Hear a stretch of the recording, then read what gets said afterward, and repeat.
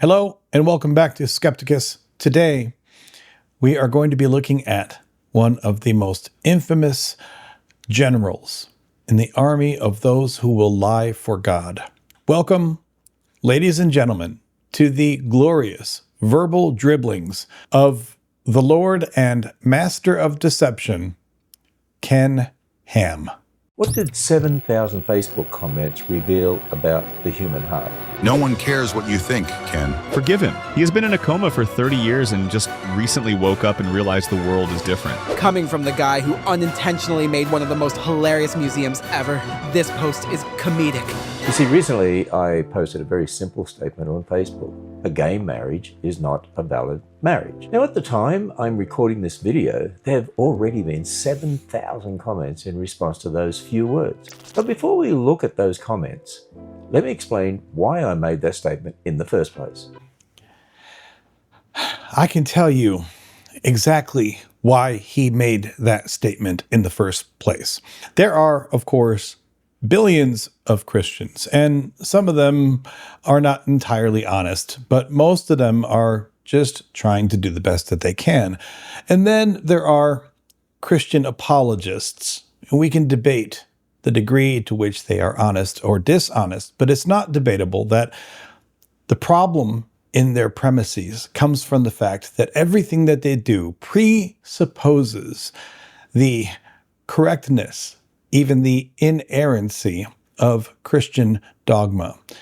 But then, even worse than that, there are people who make their living getting paid explicitly to lie for God. And that is why we're talking today about Ken Ham. There is no degree of bigotry that is too great for someone like Ken. He will gleefully cling to the words of Bronze Age goat herders anytime that it feeds into his own closed-minded and hateful worldview. And conversely, he will just as swiftly discard those same ancient and antiquated demands whenever they do not conform with his own personal identity politics. So in this video, he will seamlessly weave together some of the greatest hits of Christian ignorance, as we've already seen him putting on the screen that a gay marriage is not a valid marriage, and he can't figure out why people have responded in the way that they have. Let's get into more of his effery. From a biblical perspective, I don't believe a gay marriage is a valid marriage because God is the one who created marriage, and therefore God is the one who defines marriage. Like the cranky, flatulent uncle who shows up at every holiday dinner and doesn't have the good manners to just die already, he adamantly demands that we all listen to his personal, hateful definition of what is valid or invalid in the world. Now, just as one of the commenters that he's whining about has already said, nobody outside of this hate cult cares what he believes. And there's a good reason for that. Does he care that I believe his brain is invalid as a tool of higher intelligence? Does he care that I believe his storm god is invalid as a source of any modern morality? Does he care that I believe his Ark encounter is invalid in any way, shape, or form as something that we could describe as scientific data? So why the hell should anyone else care if his crotchety ass doesn't believe that a gay marriage is a valid marriage? And why would he be surprised that nobody cares? But because he makes his living getting paid to lie for God, he goes on to claim that God is the one who created marriage. Oh, really? Let's investigate that, shall we? So if God, the Christian God, Yahweh, created marriage, then we shouldn't be able to find examples of marriage that predate the Christian God, the Hebrew God, right? Except that's going to lead us to a few problems. See, Genesis, of course, wasn't written all at one moment. But if you follow the critical scholarship on this, They believe that the bulk of Genesis was composed somewhere between the 7th and 5th centuries BCE. Now that's, by modern standards, a long time ago, but it's much later than a lot of Christians want to give it credit for having been written. But even if we look at the Christian tradition here, the conservative Christian tradition, by that standard, the Mosaic authorship only pushes it back to roughly 1400 to 1200 BCE. So there is some leeway here, depending upon whether we want to take the scholarly dating of 7th to 5th century BCE, or whether you want to just fall in line behind Ken Ham and his army of liars. But even if we were to take the older, more generous estimates for when Genesis was written, that means we're looking at a time span of somewhere from 1400 to 1200 BCE. So we shouldn't be able to find examples from outside of Hebrew culture that predate Hebrew culture that tell us what marriage is, right? Well, no. See, first of all, there are the Mesopotamian law codes. Let's start with Roughly around 2100 BCE, you have the Code of Namu. This is the oldest law collection that we have. It sets divorce payments by the wife's status. 1 mina of silver for a first wife, half a mina for a widow. It also handles adultery and the rape of a betrothed woman. So I don't know how they were setting these law codes for wives and divorces when God hadn't created marriage yet. Then around 1930 BCE, there are the laws of Lipit Ishtar. This is Sumerian. It deals with second wives, the inheritance rights of children born to a slave woman versus a wife, and dowry disposition. Once again, we have a lot of things concerning marriages at a time when God supposedly hadn't made marriage yet. Then you have the laws of Eshnunna. This is from around 1770 BCE. This one actually defines marriage. No mention of Yahweh, no mention of Genesis, but the laws of Eshnunna define marriage from 1770 BCE. It says that if a man takes a woman without her parents' consent and without a formal contract, then she isn't his wife, even after a year of cohabitation. That, ladies and gentlemen, is a legal definition, not just some regulation. Then, close to the same time period, around 1754 BCE, we have the one that you've probably heard of the most, the Code of Hammurabi. Roughly a fifth of its provisions concern marriage and family. Let me just say this again to make this painfully clear. The Code of Hammurabi predates the Ten Commandments. The Code of Hammurabi predates any known writings of Genesis. And yet, in the Code of Hammurabi, roughly a fifth of its provisions concern marriage and family.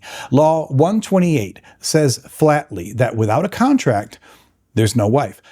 It covers bride price, dowry, divorce grounds, adultery penalties, concubines, what happens when a husband is taken captive, and the rights of priestess wives who can't bear children. Moving forward a bit more, we have tablets around 1100 BCE, although there is older material behind them. These are the Middle Assyrian laws. Tablet A is largely about women. It includes the veiling regulations, which is essentially a dress code encoding marital and sexual status. Wives wear veils. Concubines wear veils under certain conditions. Prostitutes and slave women do not, on pain of punishment. Then from around 1650 to 1500 BCE, we have the Hittite laws, which talk about bride price, elopement, levirate obligations, incest prohibitions, and marriage across free and slave status. We also have not just codes that define marriage, but we have contracts for marriage. For example, around 1900 BCE, there is an old Assyrian merchant tablet from Kanesh that preserves real marriage contracts. Some include monogamy clauses and terms governing a second wife. And then there are the Nuzi tablets from around the 15th century BCE. Those are especially interesting. They document the practice of a barren wife providing her husband a handmaid to bear children on her behalf. If that sounds familiar to you, it's because it should. That's the same arrangement that the Bible outlines in Genesis between Sarah and Hagar. That's attested in legal documents that are older than the biblical text that narrates the same relationship. But remember, Ken wants to assert that his God, and only his God, created and defined marriage. And so far, we've been looking at legal constructs, contracts, codes, etc. But let's look at other religious traditions. There's the Vedic tradition, the Rig Veda 10.85, the wedding hymn of Surya, is composed somewhere around 1500 to 1200 BCE. It is the ritual foundation of Hindu marriage, and it remains in liturgical use up to this day.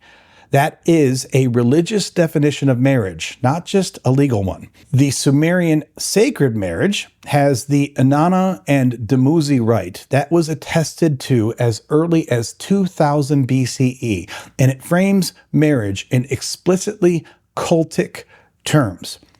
From the Egyptian wisdom literature, we have the instruction of Ptahhotep, traditionally set in the Old Kingdom.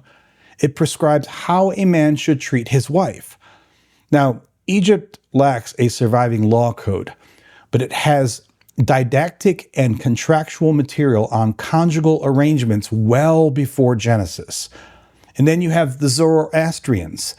In the Yasna 53 in the Gathas is a wedding hymn. The dating is genuinely contested, but it's somewhere from 1500 BCE all the way up to possibly 600 BCE. So this one is a little fuzzier. But the point here that we keep coming to over and over again is that to claim that your God, your Christian God, Yahweh, invented marriage is historically disproven time and time and time again. Now, if you want to say that God had it in his mind at the beginning of creation, you can make up whatever story that you want. But we have plenty of evidence from civilizations that predate the Bible and from written artifacts that predate the Bible that show us that clearly states and religions from periods that predate the Bible already knew damn well about marriage. They were already defining it in numerous different terms. So don't tell me that your stupid God actually created marriage. That is your own origin story that makes you feel good about yourself, but it does not provide any empirical evidence to anyone who actually wants to look outside of anything but your own holy text. Now in Genesis 2:24, right at the beginning of history, God established marriage as the lifelong union of one man and one woman. And Jesus himself reaffirmed that definition in Matthew 19 and Mark 10 when he pointed back to creation, saying, "From the beginning of creation, God made them male and female." I want you to notice what this liar has just done. The entire sad, reaching claim of Christianity is that God is the one who defines marriage.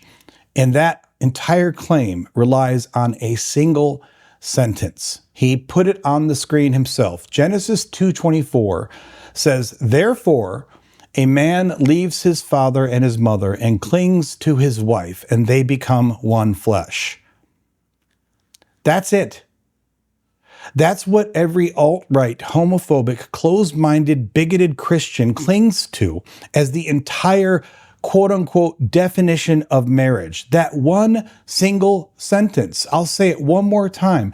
Therefore, a man leaves his father and his mother and clings to his wife, and they become one flesh. And somehow you think that is the complete, full definition of everything marriage is or can be. You know what that sentence never mentions, even though he tried to inject it on his own? It never mentions the word lifelong. It never mentions the word monogamous, or the word exclusive, or the word faithful. It never says or even implies that this is the only acceptable configuration of a marriage. It doesn't say this is what marriage is, and it's the only way it can be. It doesn't even say marriage at all. All it does is it implies that these people must be married because it talks about the man's wife, and it says that they become one flesh. Everything else about that has to be inferred by Christians like this who want to inject their own worldview into it. If that wasn't bad enough, he further embarrasses himself by trying to double down and quoting, "From the beginning of creation, God made them male and female." What in the hell does that have to do with marriage? God made a man. God made a woman. There has never been a single person, even an atheist or skeptic, who has read Genesis and debated that aspect of the story. Clearly, Genesis states that God made a man and God made a woman. We all know that. So what? Simply creating a male and a female says absolutely, positively nothing about what the definition of marriage is. Nowhere does it say God made a male and God made a female, and the two males in the future should never touch each other, and two females in the future should never touch each other, or four of them all in an orgy should never touch each other. No, that was never even touched upon. All it says is he made a dude and he made a woman. And from that, desperate lying people like Ken Ham have to go forward and assert to you that this somehow is a blanket statement about the nature of marriage. Now, marriage is not a human invention. It is God's institution, first revealed in Genesis and defined by the Creator himself. Governments, well, they're free to recognize other legal relationships if they choose, and they may even, falsely, as I would say, call those relationships marriage. But from a biblical perspective, they cannot redefine the institution God created. According to Scripture, there is only one marriage that God instituted, and therefore only one marriage that God recognizes, a covenant relationship between one man and one woman.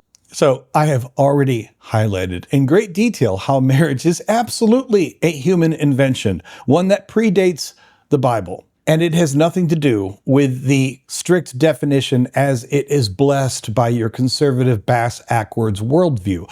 But just because your religious text references a pre-existing institution, that doesn't mean that it gets to claim ownership of that institution. See, not only is he saying that God created this, which is historically backwards if you look at the real evidence, but then he's just trying to say that because it talked about marriage and referenced it in this one particular configuration, that somehow now we get to own it. And this doesn't make any sense. For example, take the basic idea of having law codes themselves. Law codes are referenced in the Bible, but they predate the Bible. The first law codes go back to Ur-Nammu around 2100 BCE. So just as you don't get to claim ownership over law codes in general just because you mention them in the Bible, you also don't get to claim ownership over marriage just because you mention it in the Bible. First Samuel references the idea of monarchy, but it's obvious that God didn't create monarchy. Monarchs existed before anything was ever written down about the book of Genesis. Animal sacrifice goes back to the earliest parts of Genesis, but it's also been heavily documented in Egypt, Mesopotamia, Ugarit, and the Aegean in time periods that easily precede Genesis. Circumcision was not invented by God or by Abraham. The earliest reference is from around 2300 BCE in Egypt. The idea of prophets and prophecies are documented long before Yahweh ever comes on the scene. So the point of all of these examples is to say that no, you don't get to claim ownership of marriage simply because Genesis 2:24 makes a vague reference to it. It never even says marriage, but because it makes a reference to it, now you think that you own anything that is a valid marriage and that you have the authority to declare what is an invalid marriage. But even if we wanted to grant Ken the idea that marriage is God's institution, and even if we granted him that this God is his God, Yahweh, and even if we grant him the idea that his God defines exactly what is or is not a valid marriage, well, Ken is still exposing himself here as an inveterate liar. Every time he utters these words of one man, one woman, he's an inveterate liar according to his own holy text, according to his own sacred words. See, if we really are going to take the Bible as the definition of what marriage is, it's a lot broader and a lot nastier than anything Ken Ham wants to acknowledge or will ever acknowledge. See, according to the Bible, a Christian marrying a Jew or any other religion would be forbidden. Now, I'm not talking about being unequally yoked. I'm not talking about what is a good, wise or unwise advice for your upcoming marriage. We could debate whether or not it's good sense to marry in interfaith relationships because of what that may or may not do to your relationship in the long term. But I'm saying that according to the Bible, it would be forbidden. You would not be allowed to marry anyone outside of your faith. According to the Bible, a woman's husband would be picked and arranged for her by her family. According to the Bible, if a woman cannot prove her virginity on her wedding night, she is to be dragged to the city gates and stoned to death. According to the Bible, a virgin who is raped must marry her rapist. According to the Bible, a childless widow must marry her brother-in-law, whether she wants to or not, and whether the brother-in-law wants to or not. According to the Bible, virgin girls can be seized as war brides. According to the Bible, a husband can have as many wives as he can afford. According to the Bible, a husband can purchase the services of sex workers. According to the Bible, a husband can impregnate his slaves. According to the Bible, a female slave can be forced to marry a male slave. So, does Ken also believe that the government has any right to redefine those aspects of his sacred institution? Because that is the form of the institution that he would be supporting if he gave a shit about what's actually in his book. But he doesn't, because he only wants to pick and choose the things that make him feel good about the people that he wants to ostracize. And if the government does redefine any of those rules that I have just given you from the Bible, are the resulting marriages invalid? Is your marriage invalid, Ken, because you don't own slaves and haven't impregnated one of them? Is your marriage invalid if your wife was not a virgin on your wedding night, although I'm sure she told you that she was? The sad level to which these hate mongers will flatten all of the nuance of marriage from the Bible into their one little slogan about one man, one woman is disgusting, not just because it violates basic human decency, but because it violates the bullshit standards of their own story. Let's look back at people like Abraham and King David. Did they have one man, one woman? Oh, that's right. No, they did not. And yet, he will still blindly assert that this is not just God's plan for marriage, but it is the only plan for marriage, and that anything else is invalid because he gets paid to lie for God. Now, I know many people disagree with that.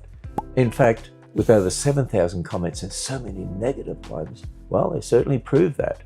But what fascinated me wasn't simply that people disagreed. Christians shouldn't be surprised when a culture that rejects God's word also rejects God's definition of marriage. But what fascinated me was how many people responded. And I think those responses reveal something much bigger than people's opinions about marriage. They actually reveal the human heart. Before I continue, let me say something important. Not everyone who disagreed responded badly. Some people simply expressed their disagreement respectfully. And sadly, Christians don't always respond as they should either. Now, there are times when professing Christians use harsh words, become angry, or attack people instead of addressing ideas. When that happens, we should repent because God's word holds us to a much higher standard. So this video isn't about claiming Christians are always right in how we speak. It's about asking this question: what does God expect from all of us when we disagree? I love how he injects that, Christians aren't always right when they talk about these things, but we need to hold ourselves to a higher standard after he has already attacked the validity of other people's marriages on the grounds of nothing more than his extremely narrow and bigoted reading of his own holy text. But yes, make sure to go about things holding yourself to a higher standard. Now first, there were thoughtful disagreements. Some people simply wrote, marriage is legal. Others said, the Supreme Court says otherwise. Some argued that marriage is merely a civil institution. Others said, I disagree with almost everything you say, but I defend your right to say it. Now, I disagree with those conclusions, but I generally appreciate people who are willing to discuss ideas respectfully. We've almost forgotten how to disagree without becoming disagreeable. And sadly, that wasn't where most of the conversation stayed. Then came the personal attacks. Instead of discussing marriage, many people simply attacked me personally. They use words like this: clown, boomer, coffin dodger, moron, kick rocks, no one cares what you think, you're not even a valid human. But notice what happened. The discussion stopped being about marriage. It became about attacking a person. Now, logicians call this an ad hominem argument. The Bible calls it sinful speech. Ephesians 4:29 tells us, let no corrupt communication proceed out of your mouth, but that which is good to the use of edifying. Those words apply to Christians, but they also reveal how different God's standard is from the world's. And then came ridicule. People mocked my surname. They mocked the Creation Museum. They mocked the Ark Encounter. They mocked dinosaurs. Some thought they were being clever. But ridicule is not an argument. Making fun of someone never proves they're wrong. It simply reveals what's in the heart. Jesus said, out of the abundance of the heart, the mouth speaks. Our words reveal who we really are. I couldn't agree more, Ken. Our words really do reveal who we really are. And who Ken Ham is someone who has so much damn nerve. So after you put out this verifiable hate speech and then you watch the flood of angry comments come in, that's when you start calling people out for ad hominem and ridicule. See, this is the classic move of the bigot. Throw out a patently ignorant and hateful statement. Then, when you're confronted by a tidal wave of righteous indignation, clutch your pearls and point the finger back at this horrible, woke, angry mob. This would be the equivalent of me walking into an NAACP convention, calling everyone in attendance the N-word, and then acting shocked when I receive a flood of personal attacks and ridicule, and then saying, oh, those horrible people, they are using ad hominem against me. They are mocking me. They are ridiculing me. Never talking about the fact that this whole process got started by me in this hypothetical scenario, throwing out hate speech at a targeted group of people who never did anything to offend me in any way whatsoever. This is just another example of Christians playing the persecution card. They will throw their religion into your face. They will blatantly preach bigotry and hatred, and then when they get the expected reaction, they will tell everyone about how persecuted they are, and how they're being persecuted for Jebus, and how they're being persecuted for their views on God, and how they're being persecuted for the Bible. This isn't persecution. And while I will admit that some of the comments he posted are ridiculing and ad hominem, they are not undeserved ridicule or undeserved ad hominem. See, normally ad hominem, of course, gets a bad name because normally in reasonable conversation, you don't want to start off by just throwing insults at your opponent or attacking their personal ideas. But in this case, they're warranted because this all flowed from his initial unprompted hateful post. But then came something even more serious. Many comments didn't simply mock me, they mocked God. The Bible was called a fairy tale. Scripture was dismissed as mythology. God was called an imaginary sky daddy. Friends, that's far more than disagreement. That's open contempt for the Creator. Romans chapter 1 explains exactly why this happens. People suppress the truth in unrighteousness. Instead of honoring God as God, sinful humanity exchanges the truth of God for a lie. You know, the comments reminded me that Romans 1 is just as true today as when Paul wrote it nearly 2,000 years ago. I cannot state this plainly enough. Ken Ham's original message stating that gay marriage is not a valid marriage is a statement that attacks families. It undermines personal, loving, consensual, long-term committed relationships. It asserts that the love experienced by people within those relationships is itself somehow invalid. And statements like those absolutely undermine families. When anyone makes such a hateful and bigoted statement, all under the auspices of their supposed God, of course people will express contempt for that God. If your God is a God that undermines families, then fuck your God. I couldn't care less. Despite his willful ignorance on this matter and his open embrace of familial hatred, even someone as demented as Ken could understand this if he did even the simplest of thought experiments.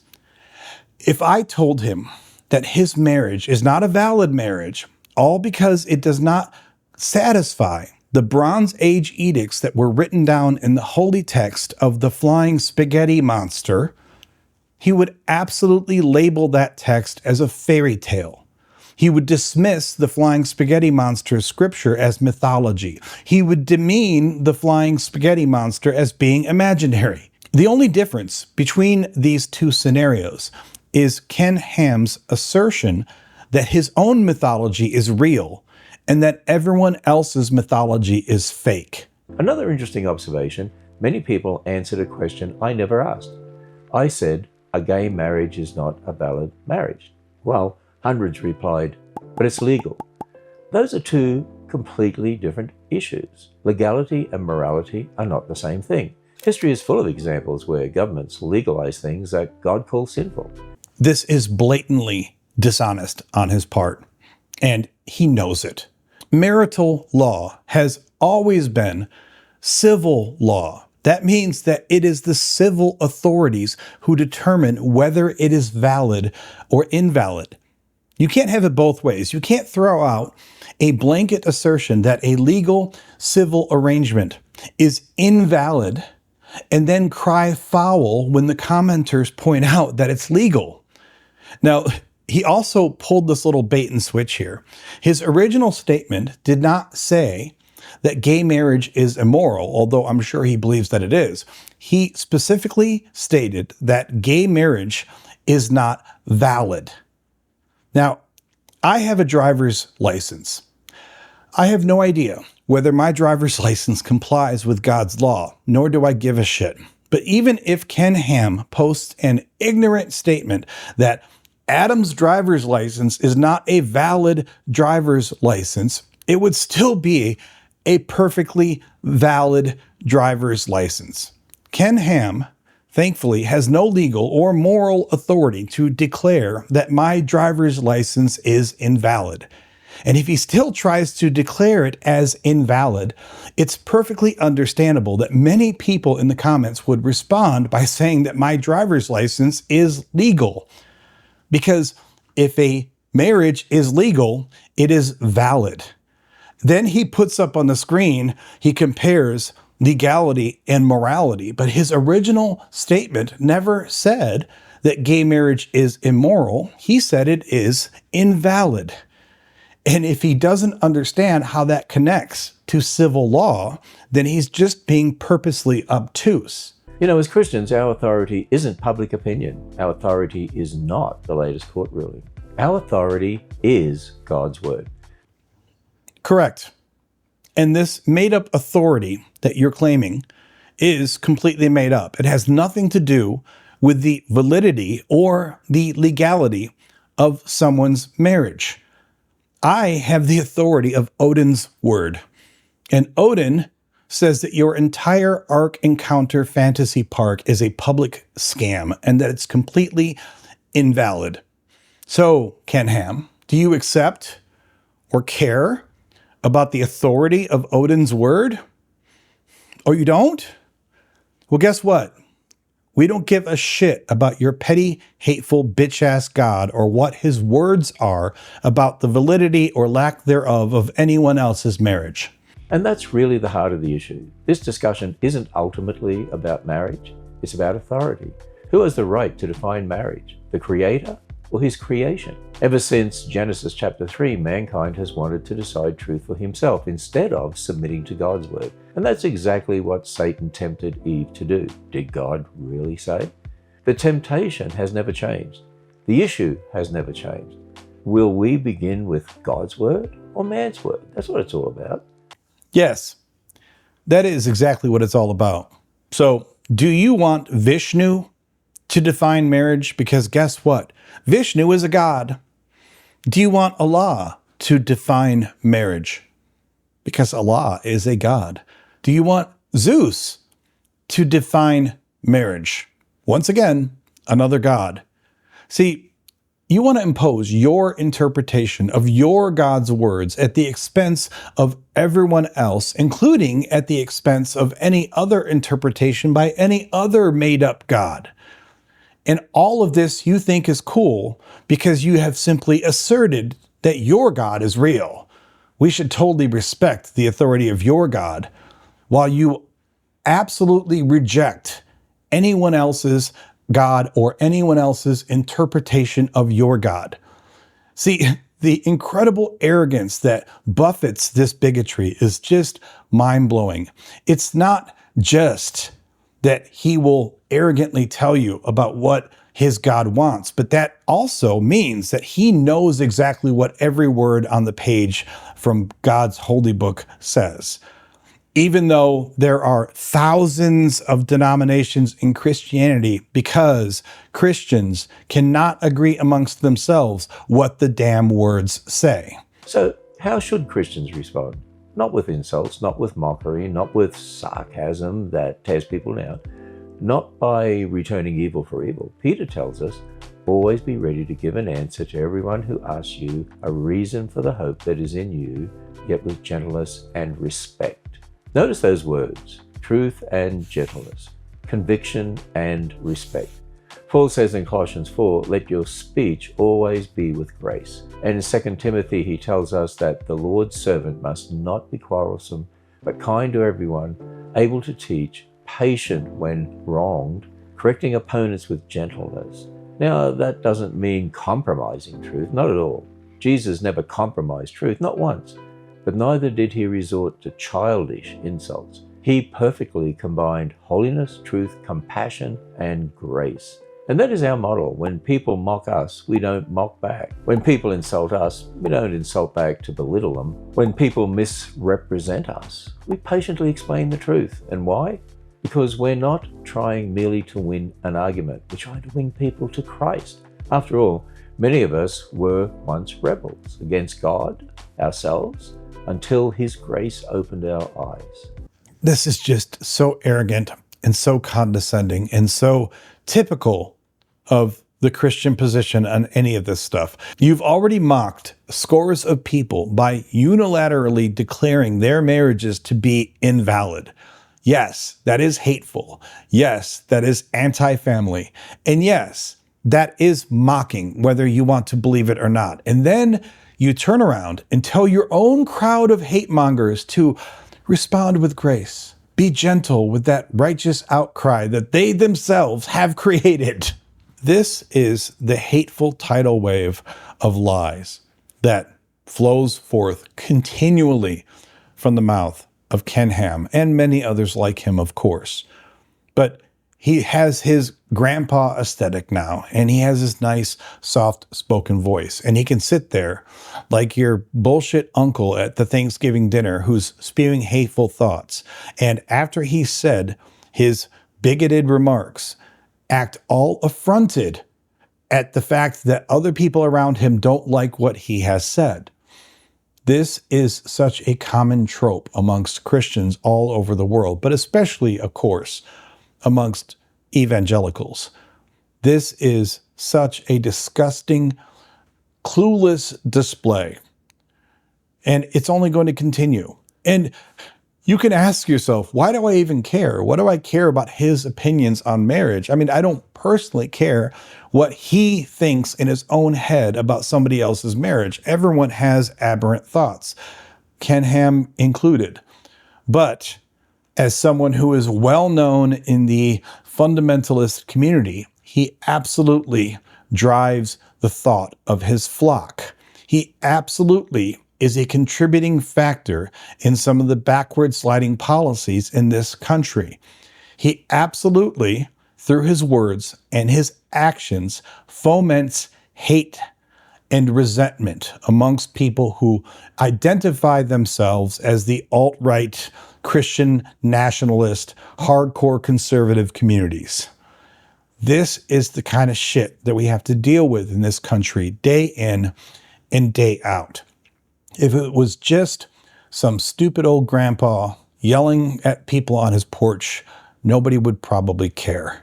But this is somebody who has already scammed millions of dollars for his bullshit theme park in Kentucky that bolsters his anti-science fantasy about a giant flood. And he just keeps propagating his hate and doing it in the nicest tone possible. Thank you for joining me here on another episode of Breakdowns and Beatdowns. If you think I have made any mistakes, then by all means, please join us on our live streams. We now live stream every Tuesday starting at 5 p.m. Central Time. So check us out. You can call in live if you like and correct me, or you can just participate in the chat. I want to, as always, give special thanks to the members. I appreciate your support. It means a lot. I hope to see all of you on future videos, but until I do, lo, I say unto you, stay skeptical.